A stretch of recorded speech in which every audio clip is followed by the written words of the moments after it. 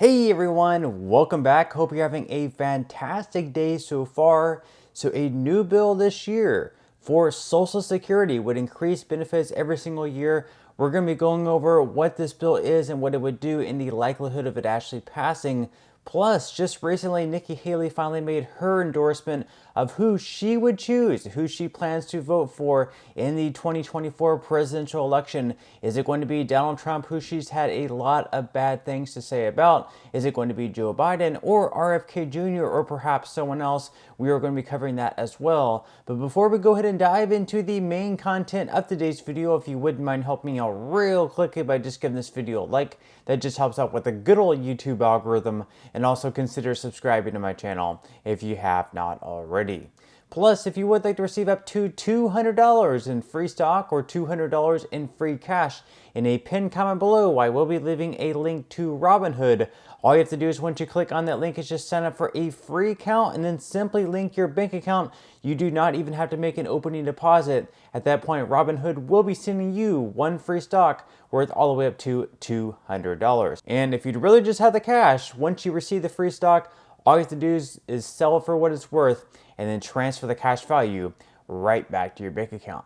Okay, so diving right into our lead story of today's video. So it wasn't too long ago where Nikki Haley finally decided to drop out of the Republican primary. She obviously wasn't too fond of Trump throughout the race. She thought there was a lot of things that Trump could have done better during his presidency. But she finally came out yesterday and made her official endorsement. Is she going to go with Trump? Is she going to go with Biden or perhaps RFK Jr. or someone else? Here is who she's going to plan on voting for. So on these issues, these national security critical issues that you've described today, who do you think would do a better job in the White House, Joe Biden or Donald Trump?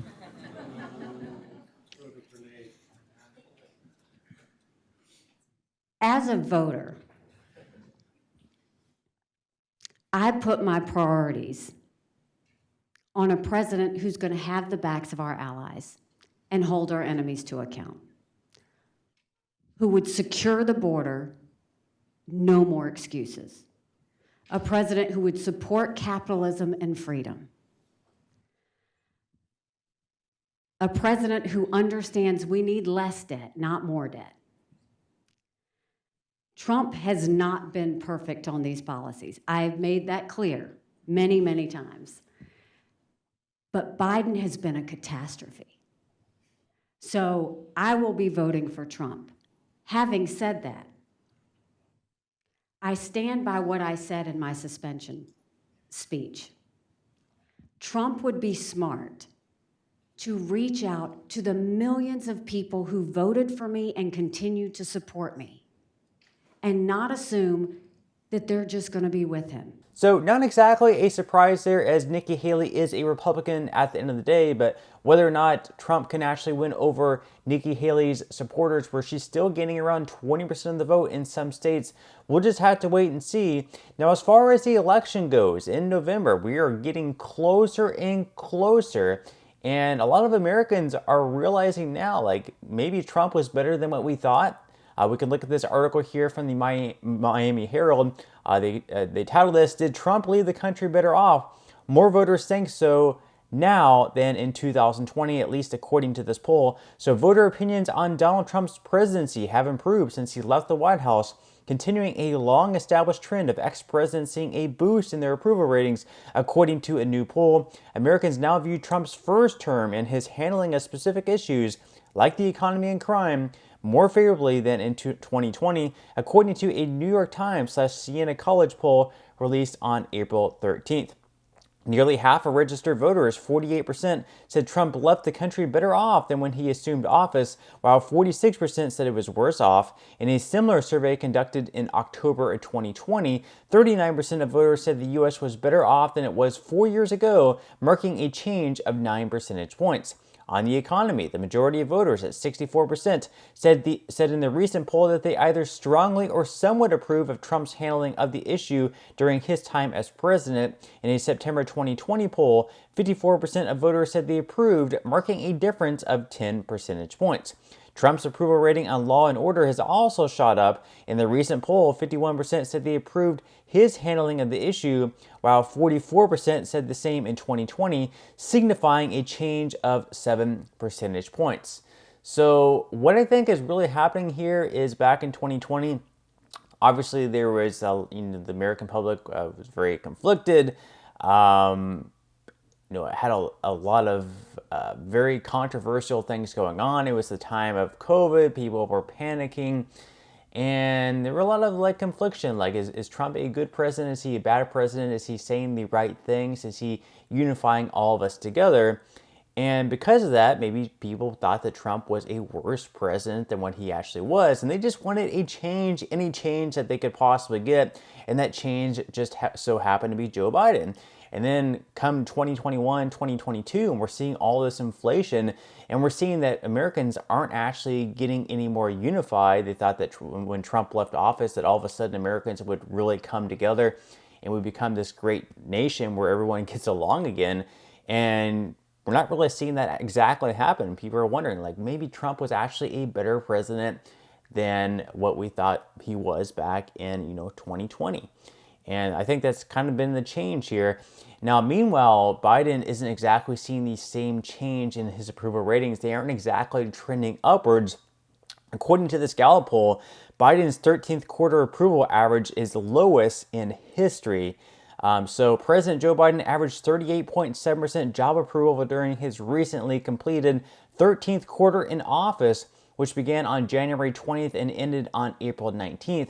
None of the other 9 presidents elected to their first term since Dwight Eisenhower had a lower 13th quarter average than Biden. And we can look here that Biden, 38.7% approval rating, not exactly going to bode well come November. We'll have to wait and see what happens. On average, Trump is still leading in the polls. We're going to have to wait and see, though. Obviously, polls are polls. They can certainly change. But usually, Trump has outperformed his polls. We saw that both in 2016 as well as 2020. Now, in some other news, of course, we have a new bill released this year, which, if passed, would increase Social Security benefits every single year through the cost of living adjustment. This bill is by Ruben Gallego. So, according to his site here, new Gallego bill increases Social Security benefits for seniors. So Ruben Gallego introduced the Boosting Benefits and COLAs for Seniors Act, legislation that changes the calculations for Social Security cost of living adjustments to more accurately reflect the cost incurred by Arizona seniors and, of course, seniors throughout the United States. So each year, Social Security benefits are adjusted by the COLA formula. The COLA is based on the previous year's Consumer Price Index for urban wage earners and clerical workers, also known as the CPIW. CPIW reflects Americans' everyday spending, including expenses like food, consumer goods, and housing. Despite this, Social Security benefits have not kept up with costs, and older adults are left struggling to afford food, medications, clothing, and other necessities. The Consumer Price Index for Americans aged 62 or older, also known as the CPIE, is another price index that reflects the actual cost incurred by older adults. For example, within CPIE, medical expenses are weighed more heavily than they are in CPIW. So basically what this bill would do, just to get to the point here, the Boosting Benefits and COLAs for Seniors Act would, first, it would direct the Social Security Administration to adjust benefits based on CPIE rather than CPIW if and only if CPIE would result in a larger increase in benefits. And it also directs the Bureau of Labor Statistics to calculate and publish the CPIE on a monthly basis. And we can see that it's already being endorsed by the American Federation of State, County, and Municipal Employees and other organizations. So we have a lot of organizations on board with this bill. And we can pull it up on the screen here on congress.gov. This bill has been introduced in both the House as well as the Senate. Right now in the House, we can see that it has 0 co-sponsors. I think that's because they're probably pushing other bills right now, like the bill by John Larson, the Social Security 2100 Act, which also does exactly the same thing, but it also does numerous other things. So I think members of Congress might be wise to focus on one of the issues, like this one, for example, that would improve benefits on a yearly basis by using either the CPIE or the CPIW. And usually in most years, we would see a larger increase than what we typically are now. the problem with this, of course, is that we've seen numerous reports out there that the Social Security Trust Fund is going to be going insolvent within the next, say, like 8 to 10 years. So if we actually improve benefits and increase benefits, we're going to have some type of revenue stream coming into the trust fund to help offset that. And if we don't have that and we're just improving benefits without actually having more revenue come into the trust fund, then obviously that could be problematic, and it could speed up the year in which the trust fund goes insolvent. But leave your thoughts and comments below on this bill. Do you like it? Would you like to see some changes to it? But that's all we have for today's video. I certainly hope you enjoyed and found value out of it. If you did, again, I would greatly appreciate it if you could give this video a like. Consider subscribing to my channel if you have not already, and I will see you in the next video.